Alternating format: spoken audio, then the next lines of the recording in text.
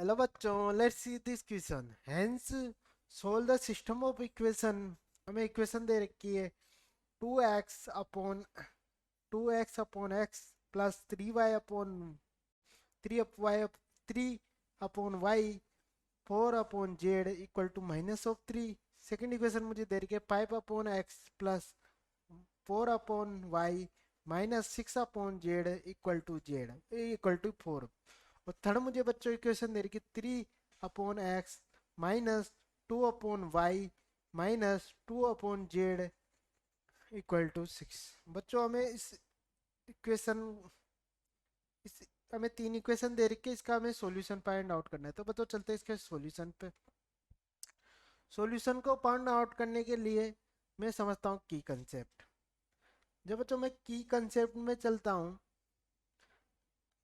तो मुझे अगर system of equation a x plus b दे रखा हो, तो मैं अगर मुझे एक्स जहाँ वे ए मैट्रिक्स हो और बी बी मैट्रिक्स हो और सी जो एक्स है वो वेरिएबल मैट्रिक्स हो एक्स वाई जेड में, ठीक है ना। ये भी 3 क्रॉस 3 की मैट्रिक्स होगी और जो ये मैट्रिक्स होगी मेरी ये होगी बच्चों 3 और 1 की, ठीक है।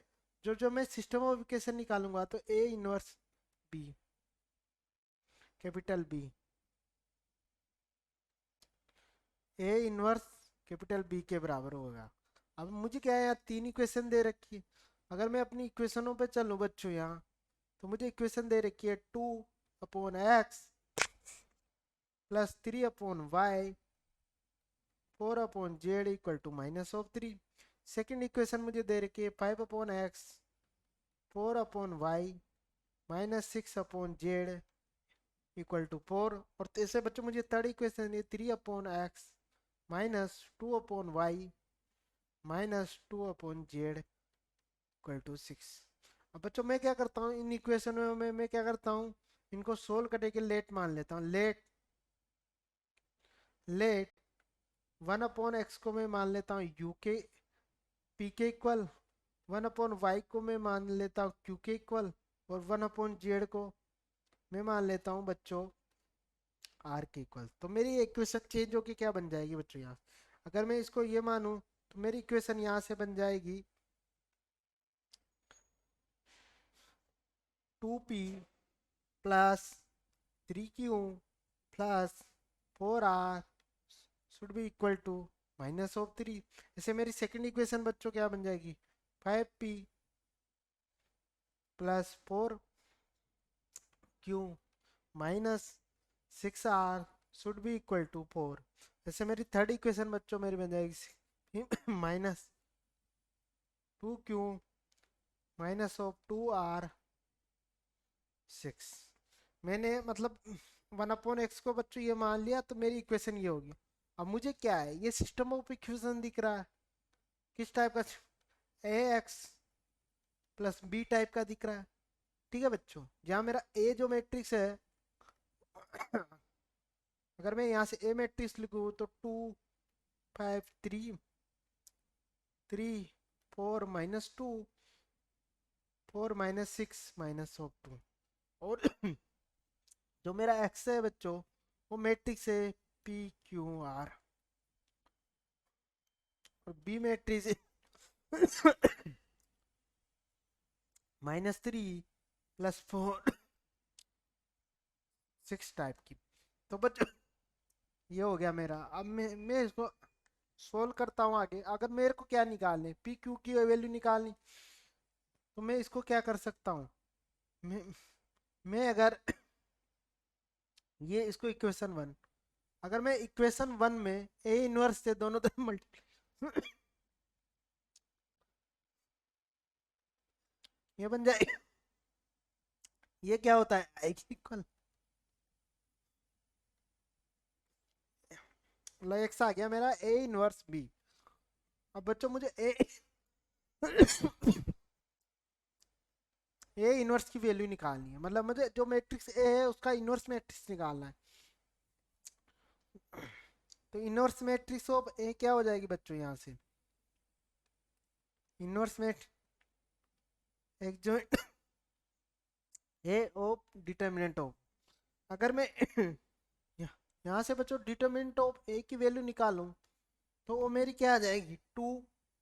अगर बच्चों मैं यहाँ से डिटरमिनेंट ऑफ ए की वैल्यू निकालूं तो वो आएगी मेरी, जब मैं मुझे ए क्या दे रखा है बच्चों यहाँ, अगर मैं यहाँ ए को लिखूं,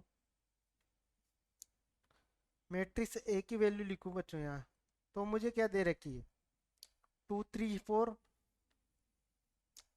5 4 5 4 -6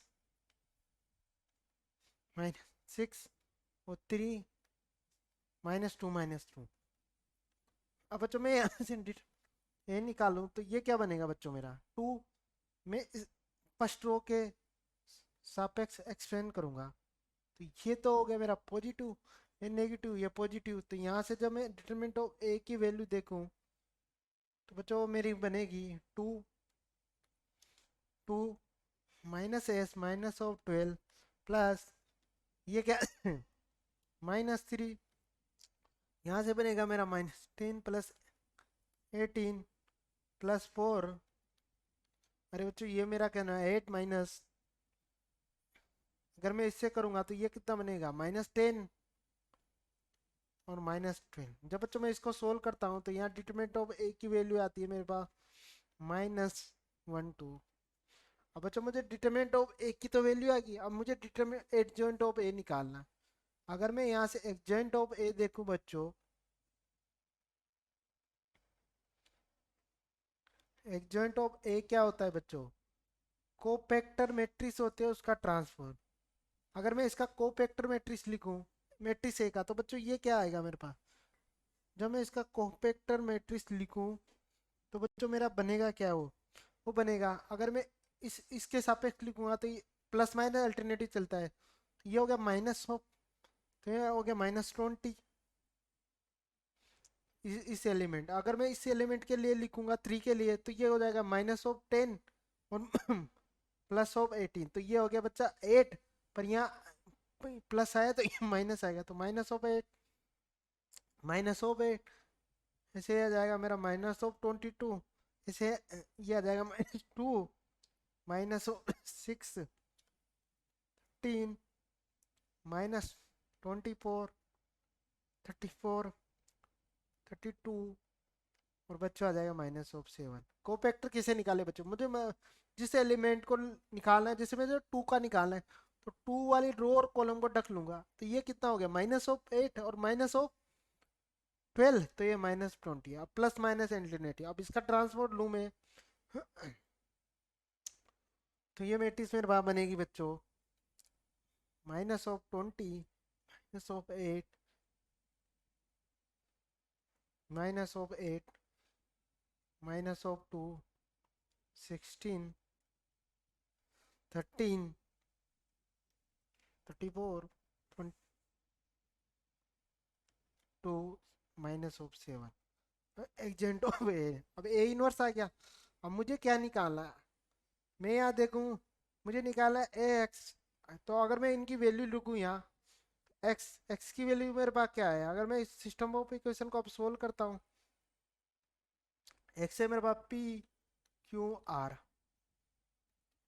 1/12 डिटरमिनेंट ऑफ ए की। अब जब मैं इसकी वैल्यू लिखूँ बच्चों तो -20 2 4 -8 -16 32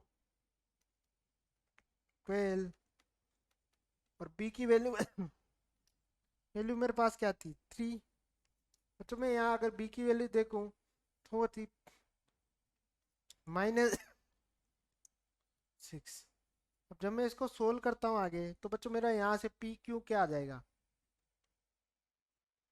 जब मैं इस मैट्रिक्स को सोल्व करता हूँ यहाँ से मेरा क्या बनेगा, जब मैं इसको करता हूँ तो -60, तो ये हो गया -100 +22 और बच्चों ये मेरा क्या बनेगा 60। जब मैं इसको सोल्व करता हूँ तो यहाँ से P की वैल्यू मेरे पास आती है -1 और Q की वैल्यू मेरे पास आती है, P की वैल्यू आती है +1 और -1, और ऐसे मेरी जो R की वैल्यू होती है वो आती है -1। अब बच्चों हमें एक्स और वाई की वैल्यू निकालनी है। तो एक्स मेरा किसके इक्वल है, 1/x किसके इक्वल है बच्चों, पी के। तो यहाँ से एक्स की वैल्यू आएगी मेरे पास 1। ऐसे अगर मुझे पता है 1/y किसके इक्वल है, क्यू के, तो यहाँ से y की वैल्यू आएगी मेरे पास -1।